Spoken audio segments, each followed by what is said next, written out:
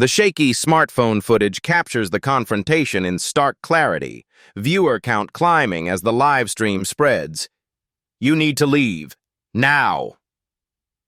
Harsh diner lighting casts shadows across the scene where a police officer looms over two elderly black veterans, pointing at the door. The diner falls silent as Officer Thomas blocks the food delivery to their table. Patrons stare, some uncomfortable, others pretending not to notice. When one veteran moves too slowly, Thomas grabs his cane. "Is there a reason we're being removed, officer?" The veteran's voice remains steady despite the humiliation burning in his eyes. Thomas straightens his uniform. "Management's discretion. Don't make this difficult." The second veteran slowly rises, joints creaking with age. "We fought for this country, son." "Sure you did." Thomas sneers. "Keep moving."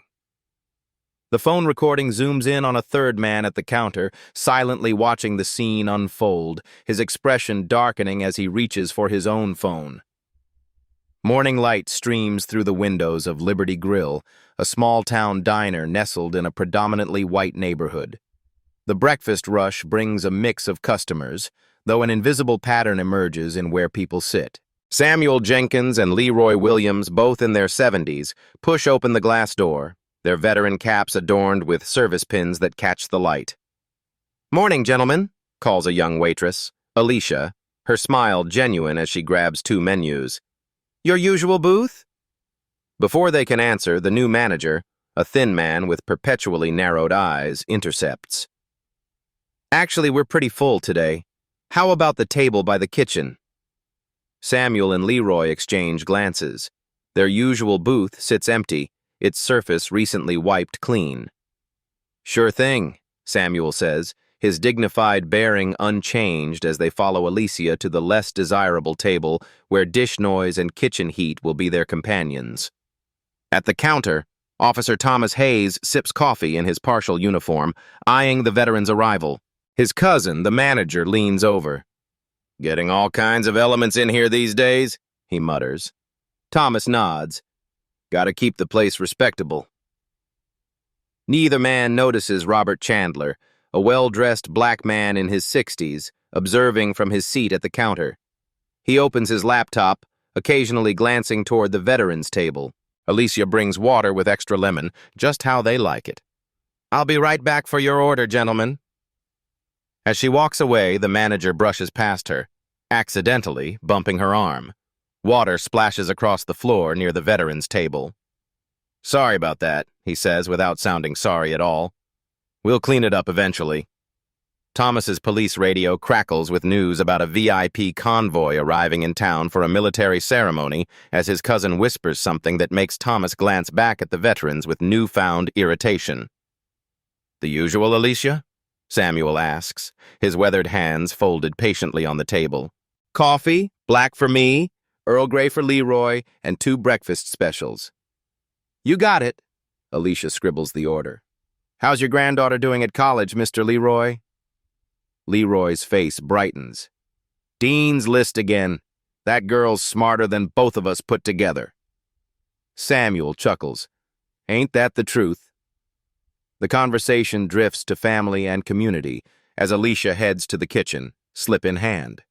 The manager intercepts her, takes the order, and promptly slides it beneath others. 30 minutes pass. Tables filled after them receive steaming plates while Samuel and Leroy's cups empty. White patrons who arrived later eat contentedly. Leroy raises his hand politely when Alicia passes with loaded plates for another table. "Miss, any word on our breakfast? Been about half an hour now." The manager swoops in before Alicia can respond. "Order? What order?" His voice is deliberately slow, condescending. "I don't recall you gentlemen placing an order." "We most certainly did," Samuel states calmly. "Miss Alicia took it herself." "You must be confused." The manager's smile doesn't reach his eyes. "Perhaps at your age, memory gets a little unreliable." Samuel reaches for his wallet, produces the receipt Alicia gave them. "Our order, time-stamped 35 minutes ago." The manager barely glances at it. This must be for someone else. We're very busy today. Officer Thomas approaches, hand casually resting near his holstered weapon. Everything all right over here, Frank? These gentlemen causing trouble? Just a misunderstanding, the manager replies. They seem confused about ordering. Alicia steps forward. Actually, I took their order myself. Alicia, we need you in the back. Now! The manager's tone leaves no room for argument. Throughout the diner, conversations quiet as heads turn toward the confrontation. Some patrons shift uncomfortably, others studiously look away. At the counter, Robert positions his phone discreetly, the recording app active and aimed at the unfolding scene. As Samuel reaches inside his jacket pocket for his wallet, Thomas's hand moves to his weapon and he barks, "Keep your hands where I can see them." The restaurant falls silent. Forks freeze midway to mouths. A child whispers to her mother and is immediately shushed. "I'm just reaching for my ID," Samuel explains, voice steady despite the officer's aggressive stance. "Slowly then," Thomas commands, making no effort to lower his voice. "Let everyone see what you're doing." Samuel carefully extracts his wallet, movements deliberate under the collective gaze of the diner's patrons. The leather is worn but well-maintained, like the man himself. "These gentlemen were becoming agitated," the manager announces to the room, "threatening my staff when their food was delayed."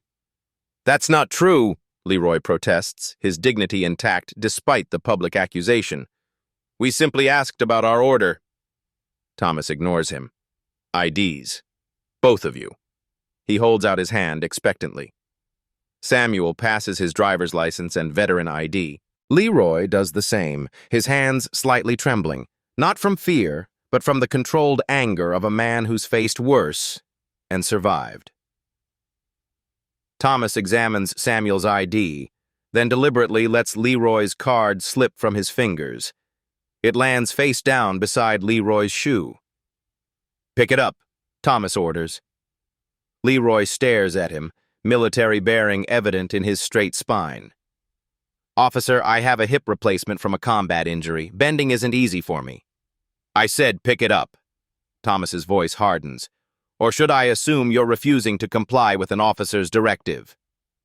With painful slowness, Leroy braces himself against the table and reaches down, face tightening as pain shoots through his hip. He retrieves his ID with trembling fingers. "Stand up, both of you." Thomas makes a show of radioing in to check for warrants. "Empty your pockets onto the table." "Is this really necessary, officer?" Samuel asks quietly. "Do it now, or we can continue this conversation at the station." With silent dignity, they comply. Samuel places his keys, handkerchief, and a small notebook on the table. Leroy adds a pocket watch, reading glasses, and a worn photograph. Thomas picks up the photo. Leroy in uniform decades ago, standing beside fellow soldiers. "Halloween costume party?" He smirks, turning to the manager. "See these pins they're wearing? You can buy this stuff at any Army surplus store." At the counter, Robert speaks softly into his phone. "General, we have a situation. Liberty Diner, 2 of our own." "Yes, sir, immediately." The manager steps forward. "I think it's best if you gentlemen leave. We reserve the right to refuse service." Alicia emerges from the kitchen carrying 2 breakfast plates. "Their food is ready." The manager blocks her path. "They're banned from the establishment. Take those back." Around them, a few patrons record the scene on their phones. Most look away, uncomfortable witnesses to injustice but unwilling to intervene.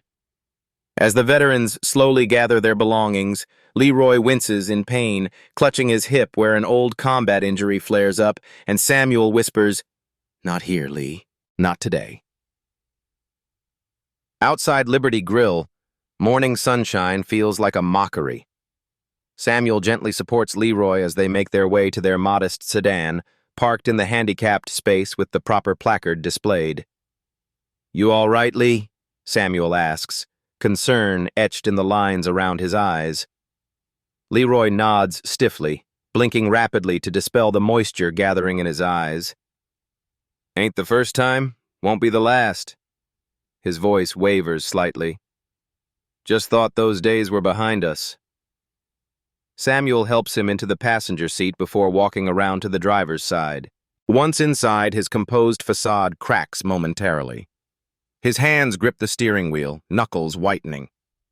Colonel Howard didn't raise us to accept this, Samuel says finally, invoking their former commanding officer. And we won't. Leroy straightens in his seat. The right way. By the book.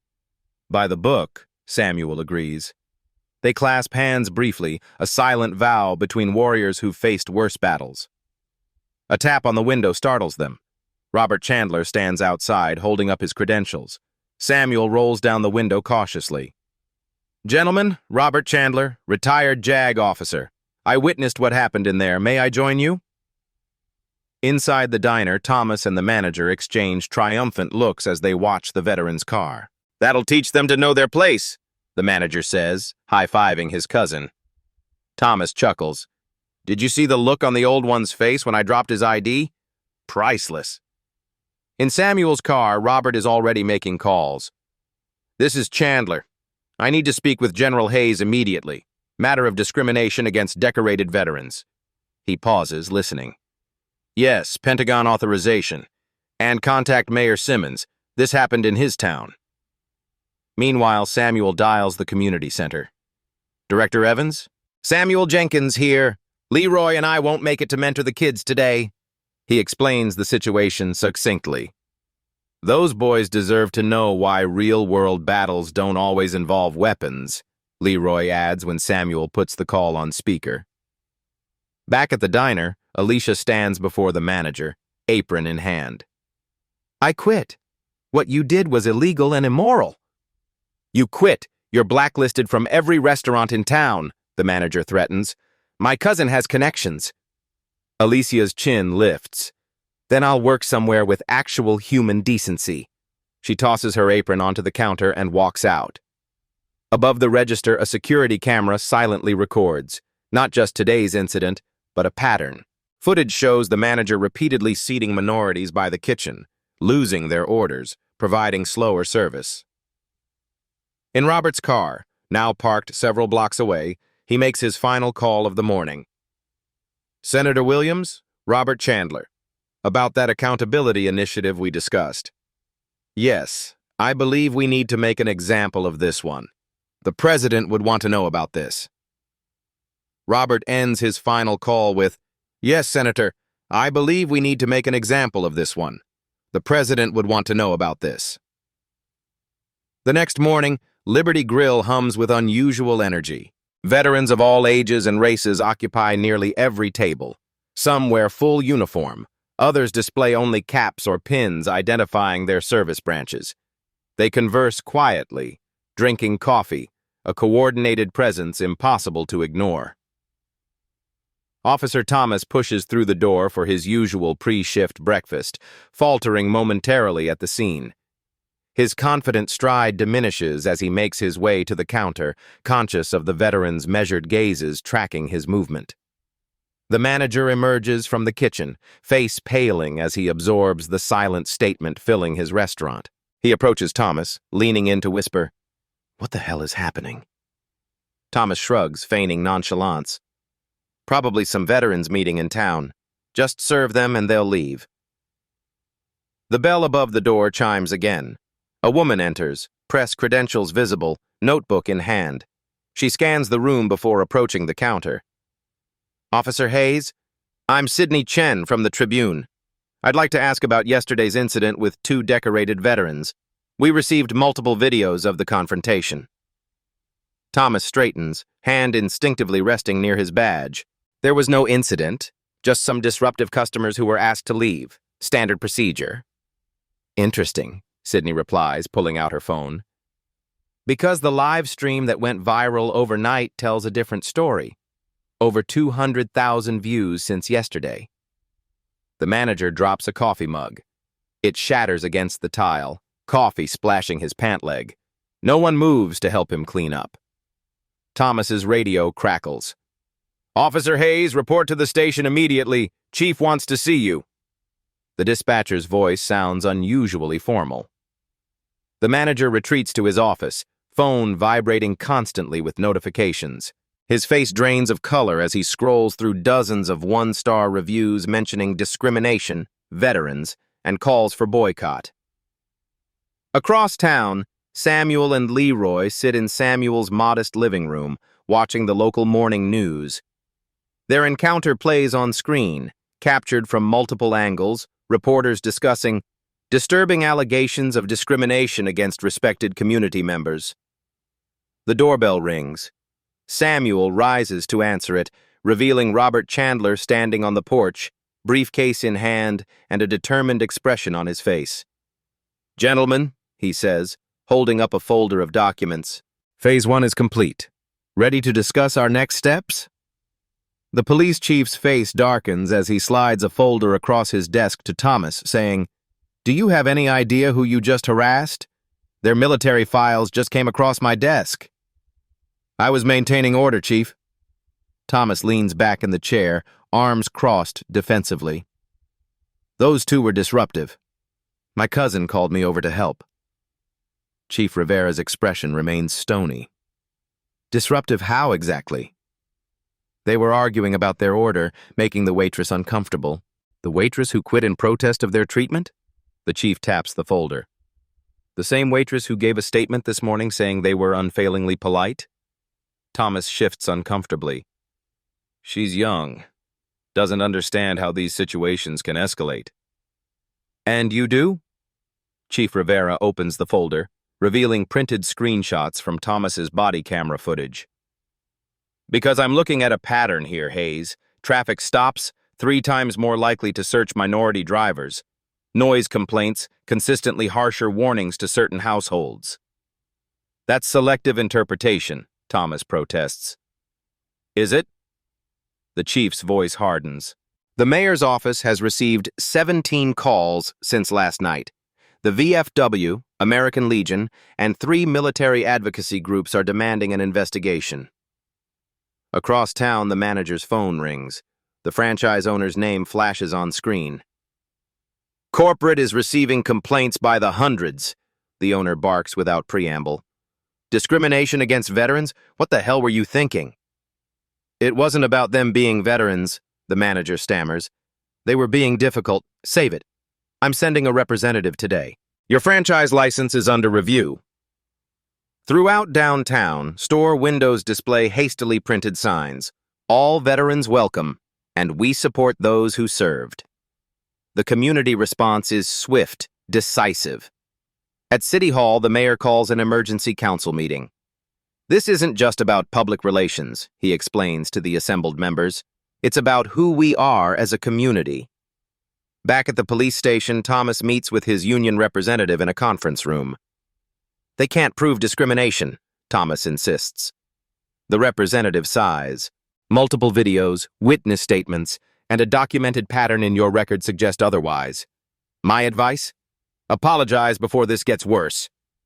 Thomas slams his fist on the table. "Apologize? For doing my job? This is reverse discrimination, plain and simple." Meanwhile, the station's front desk is overwhelmed with calls. The dispatcher covers the receiver. "Chief, it's the Pentagon. Again. 3rd military office to call today." Robert receives a text with attached document. "Pentagon authorization granted. Operation Respect commencing at 0900 tomorrow." Morning light slants through the Venetian blinds of the police station as Thomas arrives for his shift. The usual camaraderie is noticeably absent. Fellow officers glance up briefly before returning to their work, conversations dying as he passes. "Hayes," the desk sergeant calls. "Chief wants you on desk duty until further notice." "Desk duty?" Thomas stops mid-stride. "On what grounds?" "Pending investigation." The sergeant doesn't meet his eyes. "Computers set up in the back office." In the break room, Thomas pours coffee while 2 officers discuss the upcoming community forum. They fall silent when he enters. "Don't stop on my account," Thomas says sharply. Officer Rodriguez hesitates. "Look, man, you put us all in a bad position. Those vets are respected community members. So now we're policing based on popularity? Thomas scoffs. No, we're policing with respect for all citizens, Rodriguez replies, gathering his things. Something you might want to consider. At Liberty Grill, the franchise owner confronts the manager personally, corporate lawyer in tow. 17 discrimination complaints in 6 months, all on your watch, the owner says, slapping a document on the counter. All following the same pattern. I was maintaining the restaurant's atmosphere, the manager defends weakly. By segregating customers, creating a hostile environment for minorities? The lawyer opens her portfolio. The civil liabilities alone could bankrupt this location. Across town, at Westside Elementary, Principal Goodwin makes a difficult call. I'm sorry, Chief Rivera, but we're canceling the police department's safety presentation this week. She pauses. Given recent events, parents have expressed concerns about Officer Hayes' involvement. He wasn't scheduled to present, the chief explains. I understand, but until this situation is resolved, we need to respect our community's wishes. Later that afternoon, Thomas's wife calls him at the station. Tommy, the kids are getting questions at school. Her voice is strained. Olivia says no one would sit with her at lunch today. What's happening? Thomas grips the phone tighter. Political correctness gone mad is what's happening. I did my job, and now everyone's acting like I'm the criminal. Meanwhile, at the community center, Samuel and Leroy enter to thunderous applause. Veterans, students, and community members rise to their feet in solidarity. The mayor himself escorts them to the front row. Don't make a fuss now, Samuel says, embarrassed by the attention. Local news cameras capture the moment as the center's director announces a formal press conference scheduled for the following day. Prominent military officials will be in attendance, she explains, to address recent events and recognize distinguished service. In his hotel room, Robert Chandler reviews documents on his laptop when his phone chimes with a message. He opens the attachment, official Pentagon letterhead visible at the top, and smiles grimly. A military convoy with government plates pulls into town as the veterans prepare for their press conference, a flag-covered case carefully removed from the lead vehicle. Town Hall reaches capacity an hour before the scheduled press conference. Journalists from regional and national outlets set up cameras and microphones. Military officials in full dress uniform stand at attention near the podium. The room buzzes with anticipation. Officer Thomas and his manager cousin are escorted to front row seats by grim-faced deputies, not as guests of honor, but as required attendees by direct order of their superiors. This is ridiculous, Thomas mutters, making a mountain out of a molehill. The manager doesn't respond, his eyes fixed on the corporate representative watching them from across the room.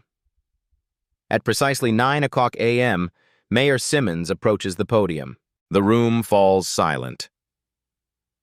Today, we address an incident that has caused pain in our community, the mayor begins. But more importantly, we recognize 2 men whose extraordinary service to this nation has gone unacknowledged for too long in their hometown. The side door opens. Samuel and Leroy enter, dressed in suits adorned with a few modest service pins. They move with quiet dignity to their seats near the podium. Before we hear from our guests of honor, I'd like to introduce Robert Chandler. Robert approaches the podium, his bearing unmistakably military despite his civilian clothes. For those who don't know me, I'm retired General Robert Chandler, former judge, advocate general, and Pentagon senior advisor. His revelation sends murmurs through the crowd. What you witnessed at Liberty Grill wasn't just about 2 veterans being disrespected. It was about 2 national treasures being treated as less than citizens in the country they helped shape. A projector screen descends behind him. With the declassification approved yesterday by the Secretary of Defense, I can now share what few outside top military circles know. The screen illuminates with a black and white photograph, a younger Samuel in combat fatigues receiving a medal from President Kennedy. Samuel Jenkins, Special Forces, reconnaissance specialist behind enemy lines in conflicts most Americans never knew existed. Robert's voice fills the silent room. Recipient of the Congressional Medal of Honor for an operation that saved over 300 American lives. The details remain classified, but the president called it the most extraordinary display of courage I've witnessed. The image changes to Samuel in a Pentagon briefing room with 3 different presidents across the decades. Mr. Jenkins has advised every administration since Kennedy on specialized military operations. His protocols for high-risk extractions are still taught at West Point. Thomas shifts uncomfortably in his seat as Robert continues. And Leroy Williams. The screen shows a younger Leroy at a military computer bank. Pioneer in tactical communications and cryptography, developed encryption systems that prevented Soviet interception of critical intelligence. His work directly contributed to successful operations during our nation's most tense Cold War moments. New images appear. Leroy receiving commendations, shaking hands with generals, standing beside NASA officials. Mr. Williams's innovations saved countless operatives behind enemy lines. When astronauts needed secure communications during the height of the space race, they used his systems. The screen displays both men in the Oval Office receiving the Presidential Medal of Freedom. Both men still consult on classified operations. Both maintain top-level security clearances. Both have served this country with distinction for over 50 years. Military officials in the audience stand at attention, rendering solemn salutes to the 2 elderly men. Thomas stares at the floor, face ashen. Beside him, the manager tugs nervously at his collar, sweat beading on his forehead. Yesterday, Robert continues, I received calls from the Joint Chiefs of Staff, 3 former defense secretaries, and the president, all expressing outrage at how these national heroes were treated in their hometown.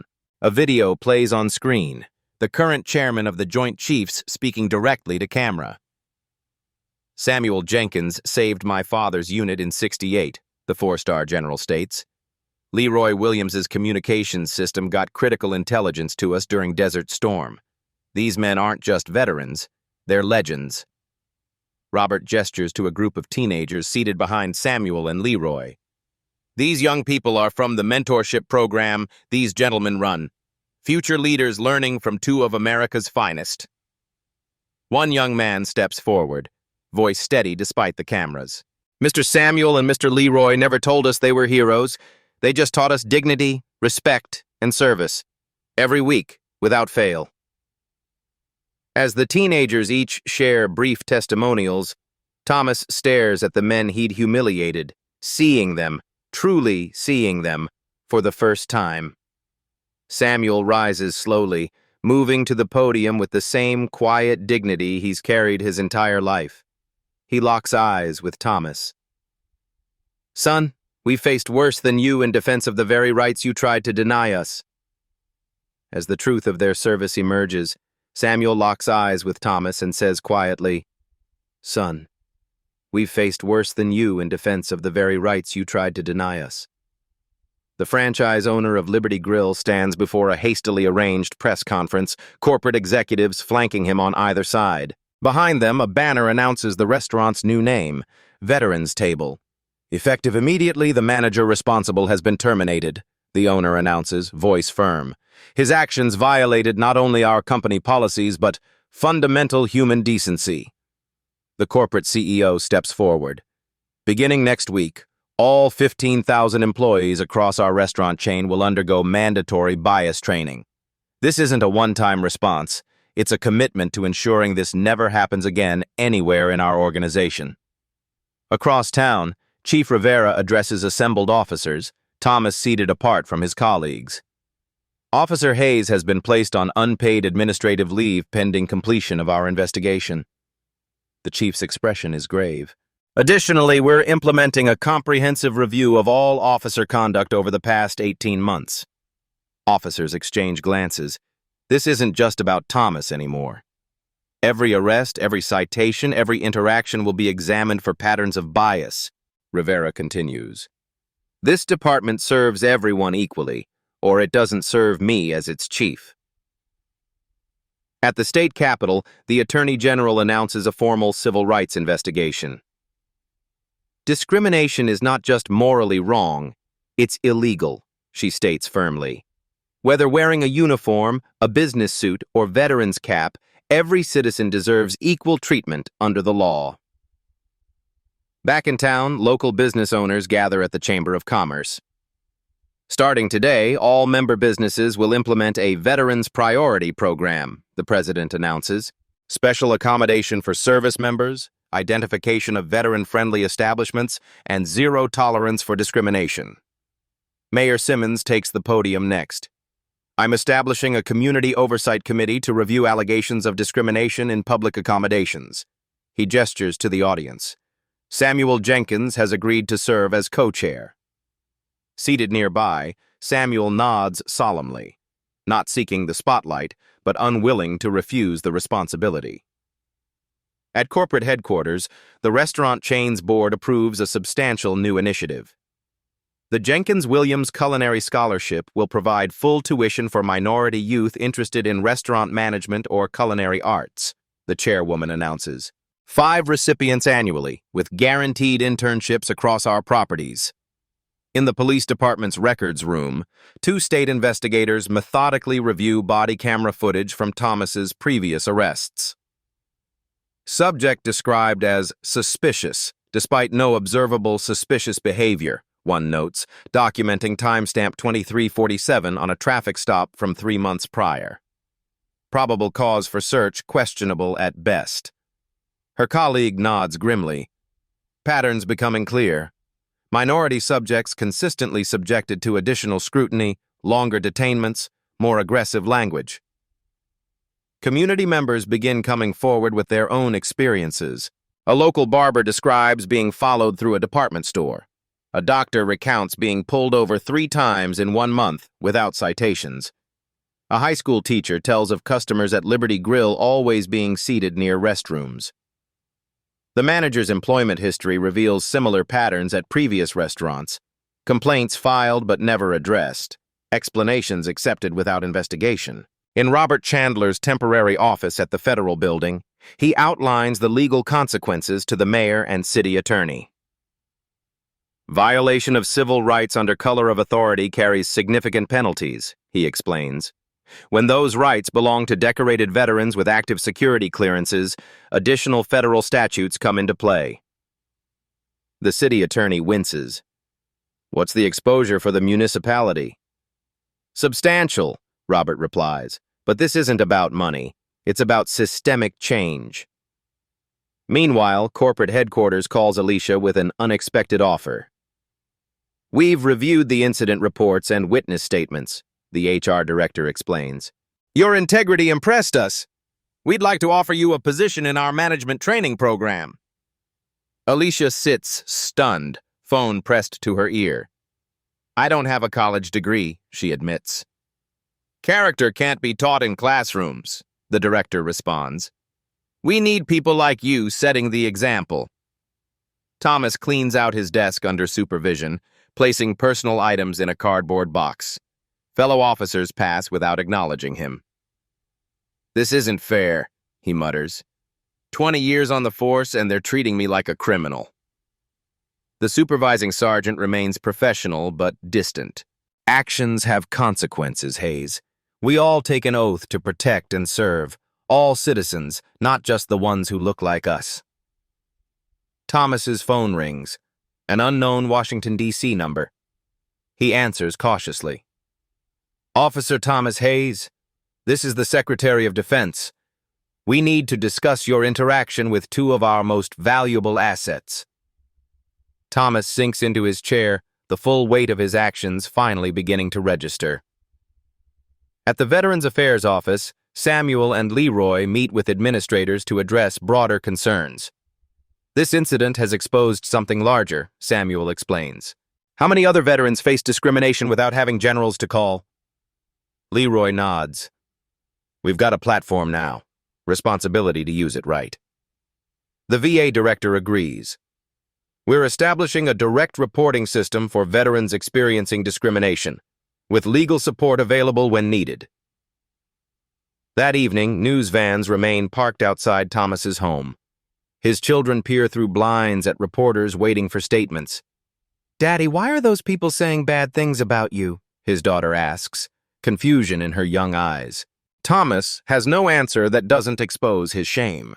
For the first time, he begins to understand the true magnitude of his failure, not just as an officer, but as the example his children follow. In the quiet of Samuel's living room, he and Leroy watch the continuing coverage. "Think anything will really change, Sam?" Leroy asks. Samuel considers the question. Some things will, some won't. But those kids at the center, they're seeing justice in action. That matters. Robert arrives with updated documents. The department's internal investigation is expanding. Looks like Hayes wasn't the only officer with troubling patterns. "It's never just one person," Samuel sighs. "Systems enable behavior." Robert nods. "Which is why the federal oversight will continue for minimum 3 years. Patterns take time to change." As Thomas cleans out his locker at the police station, his phone rings with an unknown Washington, D.C. number, and a voice says, "Officer Thomas, this is the Secretary of Defense. We need to discuss your interaction with 2 of our most valuable assets." The disciplinary hearing convenes in the municipal building's largest conference room. Morning light filters through blinds, casting striped shadows across solemn faces.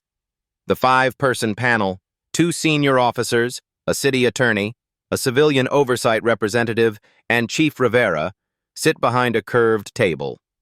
Thomas occupies a solitary chair facing them. "This hearing will determine appropriate disciplinary action regarding Officer Thomas Hayes," Chief Rivera begins. "We'll hear testimony from community members, review evidence, and provide Officer Hayes opportunity to address the allegations." Thomas straightens his tie, jaw tight. His union representative sits nearby, expression grim after reviewing the evidence. Community members approach the microphone one by one. A black business owner describes being followed through his own store when Thomas responded to a false alarm. An elderly Hispanic woman recounts Thomas addressing her adult son as boy during a minor traffic stop. A Middle Eastern doctor details 3 vehicle searches in a month without citations. Each incident in isolation might be explained away, the civilian oversight representative notes. Together, they establish a pattern. The technical expert plays synchronized footage from Thomas's body camera, dispatch recordings, and Liberty Grill's security system. The evidence is damning, not just in what Thomas did, but in the casual confidence with which he did it. "Officer Hayes," Chief Rivera asks, "did you suggest to your cousin that certain customers should be discouraged from dining at Liberty Grill?" "That's taking things out of context," Thomas protests. "Please answer the question directly." Thomas shifts uncomfortably. "We discussed maintaining the restaurant's atmosphere. That's all." The manager, called as a witness, crumbles under questioning. "Thomas said the restaurant would attract a better clientele if we made certain people uncomfortable enough not to return." His voice wavers. "He suggested selective service delays, seating arrangements, even calling him if people complained so he could intimidate them officially." "That's a lie!" Thomas stands, face flushed. "Sit down, Officer Hayes," Chief Rivera orders. "Body camera footage from March 12th records you telling your cousin, and I quote, 'Some folks need to be reminded of their place.' Would you care to explain what you meant?" Thomas stares at the table, silent. His union representative leans over. "The evidence is overwhelming. If you want any chance of salvaging something, show remorse." The afternoon progresses with technical experts demonstrating statistical anomalies in Thomas's enforcement patterns. His traffic stops of minority drivers exceed department averages by 340%. His use of force incidents show similar disparities. When the police union representative takes the stand, Thomas's last hope dissolves. "The union exists to protect officers from unjust accusations and ensure due process," he states. "After reviewing evidence in this case, we cannot in good conscience provide further representation to Officer Hayes." His actions violate both his oath and our code of conduct. By late afternoon, Thomas finally addresses the panel. I recognize that my actions have caused concern, he begins, voice hollow, reading from notes his attorney prepared. I apologize to those who felt disrespected by my conduct. The civilian oversight representative leans forward. Do you understand why your actions were wrong, Officer Hayes? Not just unpopular or politically incorrect, fundamentally wrong? Thomas's response focuses entirely on the consequences to his career. Not once does he acknowledge the human impact of his behavior. The panel deliberates for 30 minutes before delivering their verdict. Thomas Hayes, your employment with this police department is terminated, effective immediately, Chief Rivera announces.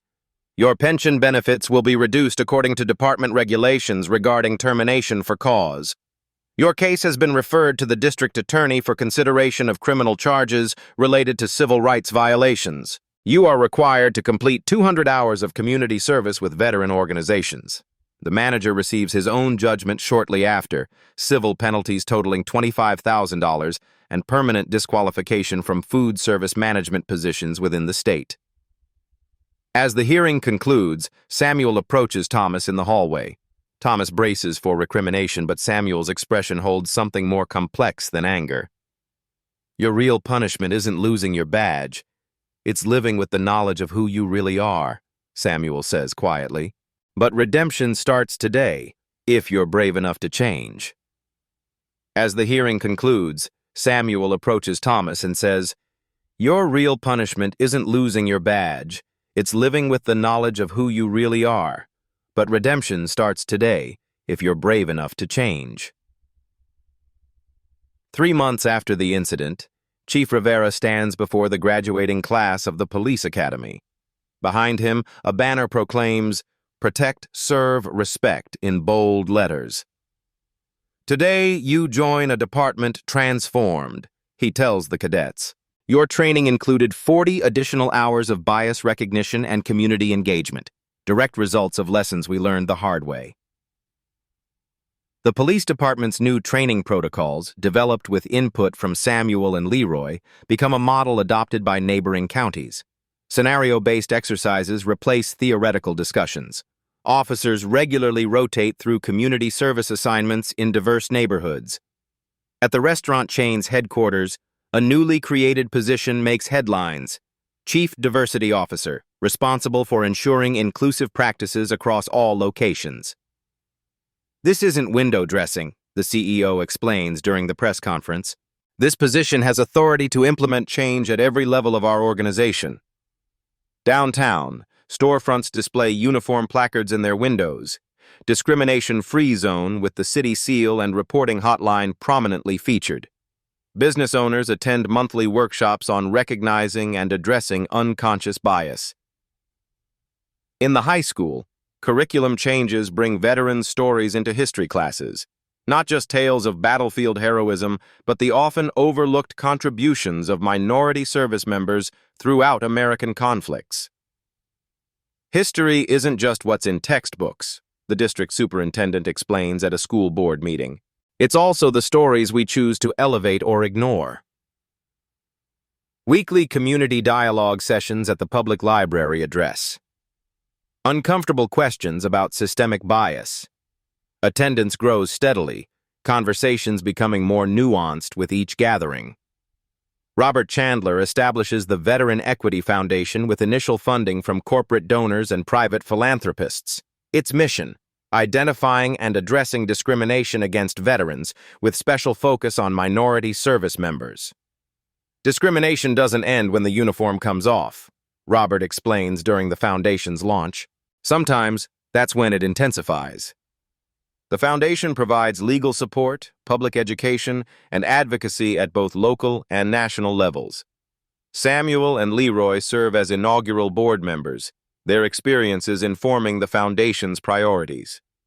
At the State Police Academy graduation, Samuel and Leroy receive standing ovations when introduced as guest speakers. Your badge isn't power, Samuel tells the graduates. It's responsibility. Remember that distinction every day you wear it. The community center where Samuel and Leroy mentor expands its programming, creating structured opportunities for veterans to share their expertise with young people.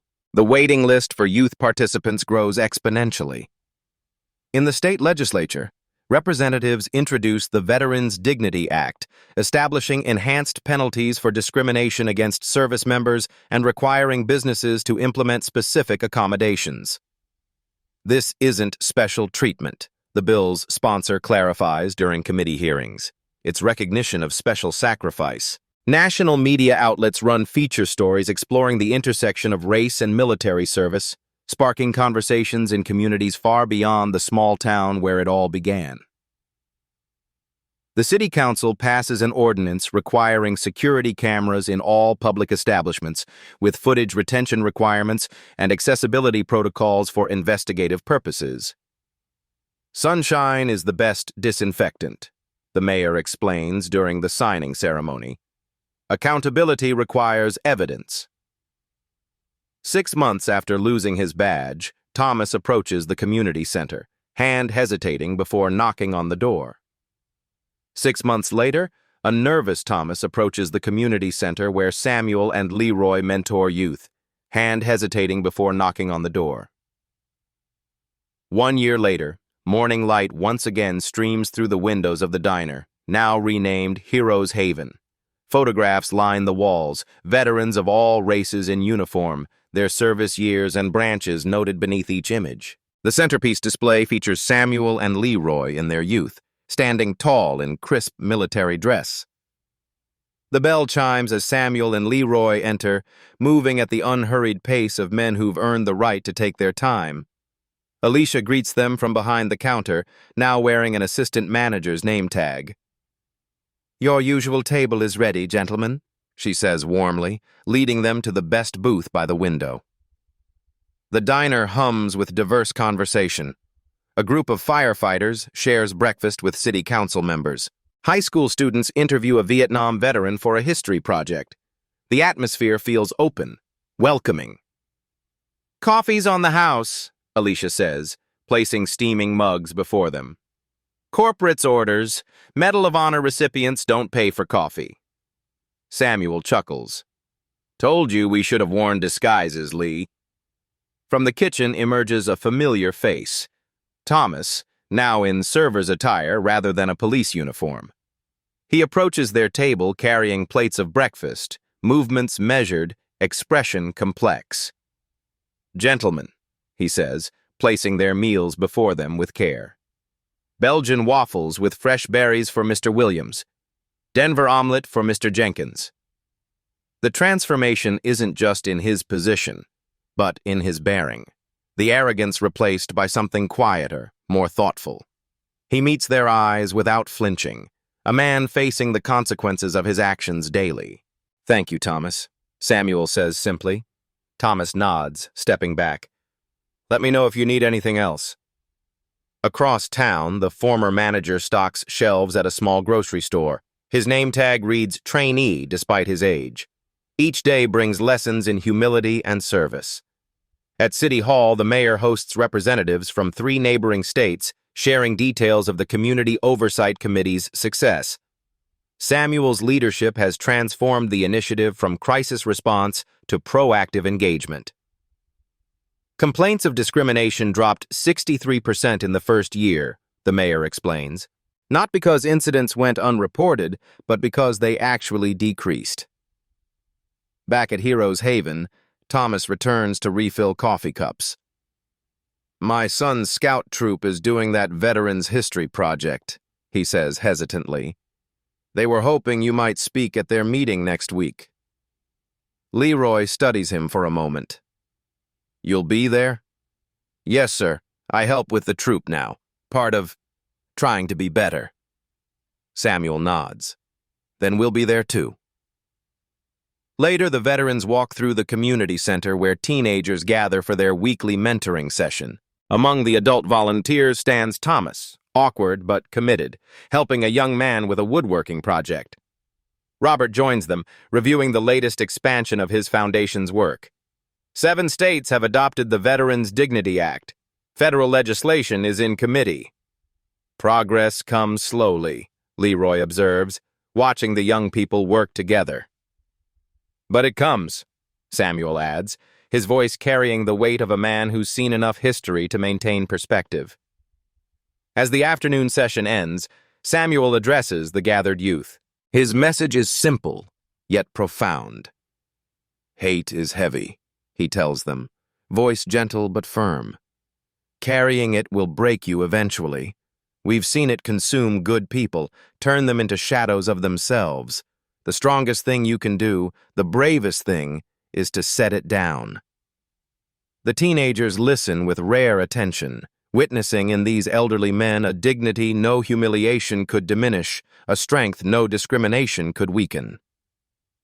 True heroes are measured not by the battles they've won, Samuel concludes, but by the dignity with which they face injustice. If you've been moved by Samuel and Leroy's journey, take a moment to hit that subscribe button on Beat Stories. We bring you authentic narratives of justice, resilience, and transformation that mainstream media often overlooks.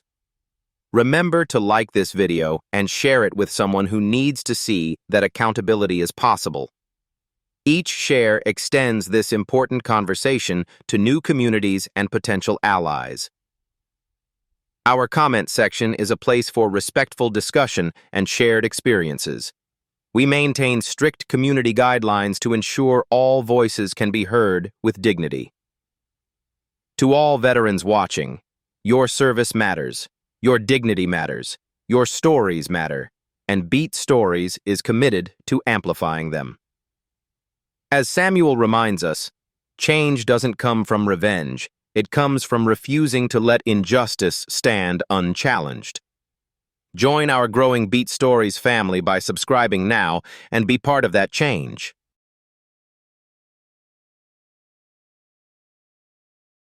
Sometimes the most powerful revolutions don't come with noise, just one person standing their ground.